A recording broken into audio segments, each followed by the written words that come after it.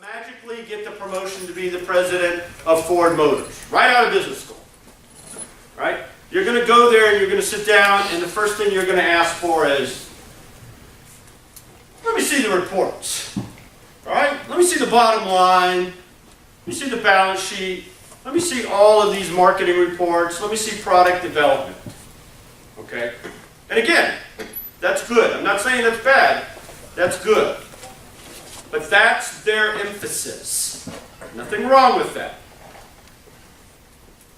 If a hospitality management major took over Ford Motors and they sat down, the first thing that they would ask is, what do we want the car driving experience to be about? What type of service are we providing our customers? Now, don't get me wrong, business majors care about customer service and customer satisfaction. They can't stay in business without it. I think you see today that if you have a great product but lousy service, you're going to go out of business. But the difference is, we in hospitality are obsessed with service. We put service at the top. Okay? And so, when we talk about hospitality management, well, we already know that. The emphasis is on service and guest satisfaction. For several reasons that we'll go over. Okay? We're going to talk about that in a minute. Now, the other thing that makes us special is that we are, without a doubt, the largest and fastest growing industry. You say, man, those are pretty bold words, right? Because I have a computer, and I happen to know that, laptops weren't around 30 years ago, maybe 35 years ago. So, the probably billions of laptops that are out there right now, compared to the zero 35 years ago, that's pretty significant growth. Yes.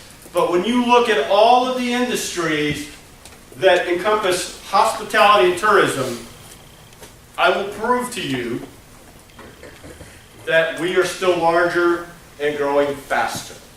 Okay? I want to talk about this as well, when it differentiates us from the business school and the business product, shall we say. Our product is both intangible and perishable. Now this goes to the core of how we operate. And I know some of you guys are freshmen, so you got to really pay attention to me here. But this is kind of a deep concept. I know I'm throwing it at you on day 2. Our product is intangible and perishable. Now, when we think about tangible and intangible, what's the difference? I know this sounds like a crazy question, but there are actually people out there that don't know the difference between tangible and intangible. Someone tell me, and this is not rhetoric now. Yes, sir. Tangible you can touch. Right. Intangible is like a service that you do that it's not physical. Excellent, yeah. Tangible, you can touch it, you can feel it, you can taste it. It has, where are my physicists? It has matter, I guess. So, this screen, tangible, can touch it, all right? That piece of paper, tangible. Intangible, I can't. So give me an example of intangibility. Feelings, service, keep going. Love, excellent, emotions. An experience. An experience. Spoken word, excellent.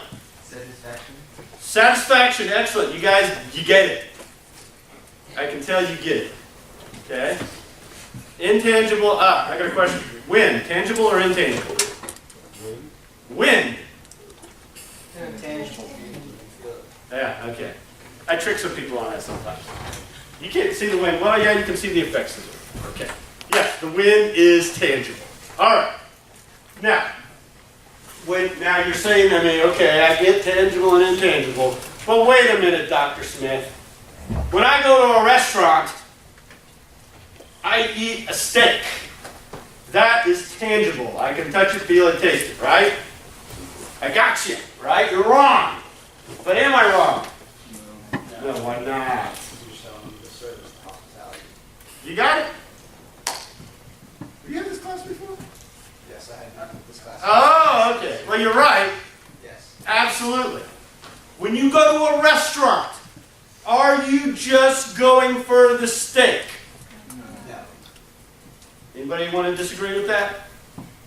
No. What are you going for?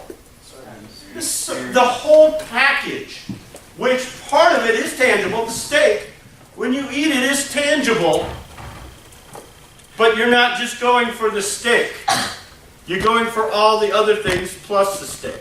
Now, I can prove this, right? I can make my case. Because if it was just about the tangible steak, you wouldn't go to a restaurant. You would probably buy it at a supermarket, which is cheaper, take it to your house where you're probably a little bit more comfortable, and cook it yourself the way you like your steak. All right? If you just look at the tangibility of the steak, you're probably not going to go to a restaurant. And on top of that, I'm sorry, anybody in here really grossed out, a vegetarian that gets grossed out about meat? Okay, you might want to cover yours. Because if you just look at steak, what is the tangibility of steak? Dead, seared cow flesh. That's what steak is. If you look at it from the tangible aspect only, all right, it's dead, seared cow flesh. Not very appealing, right? You don't want to make a commercial out of that. Here, buy our dead, seared cow flesh. It's the best out there. But the U.S. Beef Council has done a great job of taking something tangible, dead, seared cow flesh, and making it more palatable with intangible. First of all, give it the name steak. All right? Rename it. Then what else? When you think of steak dinner, I want to hear from you. What do you think of? Something fancy, right? I absolutely associate steak with fancy and celebration. Anybody here, either themselves or their family, whenever there's a big accomplishment, a graduation, or a birthday or whatever, you go to your favorite steakhouse and you order a big, juicy steak. Who does that? Right? And it's a special occasion. The U.S. Beef Council has done a brilliant job in saying steak is special occasion. You pay more for it. Now, those of you who go to a steakhouse, let me pick, raise your hand again. I'm going to pick someone. What's your name now? Preston? Preston. Tell me about your steakhouse that you go to celebrate. New York Farm in Myrtle Beach. Okay. Like, been there for like 60 years, like USDA organic, like beef and... I get that, but tell me about you. When you go there, why do you go there? Besides celebrating.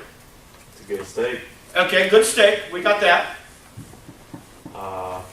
Spend time with family. The atmosphere. Probably some of your best memories are sitting around the table, eating steak and talking with your family, right? So the atmosphere, what else? Now when we talk about the company you keep, that's part of the atmosphere, but what's the other part of the atmosphere? What's the setting like?